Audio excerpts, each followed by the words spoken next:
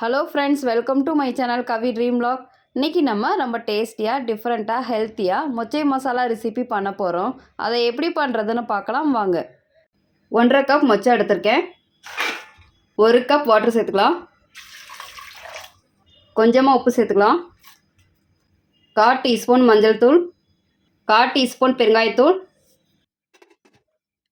3 இல்லைன்னா 4 விசில் வரட்டும்.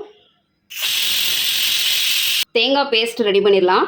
1/2 கப் தேங்காய், 1/2 டீஸ்பூன் சோம்பு, கொஞ்சமாக தண்ணி சேர்த்துக்கலாம். இப்போ இதனால் பேஸ்ட்டாக அரைச்சிட்டு வந்துடலாம். அரைச்சாச்சு. 1/2 டீஸ்பூன் கடுகு, 1/4 டீஸ்பூன் சீரகம், இந்த சைஸில் ஒரு துண்டு பட்டை, 2 கிராம்பு, 1 ஏலக்காய், 1 ஆனியன், 1 பச்சை மிளகாய், 1 வத்தல், கருவேப்பிலை.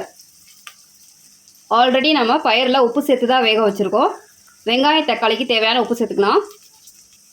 நல்லா வதக்கிக்கலாம். வெங்காயம் நல்லா வதங்கிடுச்சு. 1 டீஸ்பூன் இஞ்சி பூண்டு விழுது, 1 தக்காளியை நல்லா வதக்கிக்கலாம். பயிரில் இருக்க தண்ணியை சேர்த்துக்கலாம். தக்காளி நல்லா வேகட்டும். தக்காளி நல்லா வதங்கிருச்சு. 1/3 டீஸ்பூன் சீரகத்தூள், 1/2 டீஸ்பூனில் இருந்து 3/4 டீஸ்பூன் வரைக்கும் மிளகாய் தூள் சேர்த்துக்கலாம். 1 டீஸ்பூன் தனியாத்தூள். மிக்ஸ் பண்ணிக்கலாம். வேக வச்ச மொச்சப்பயிரை சேர்த்துக்கலாம்.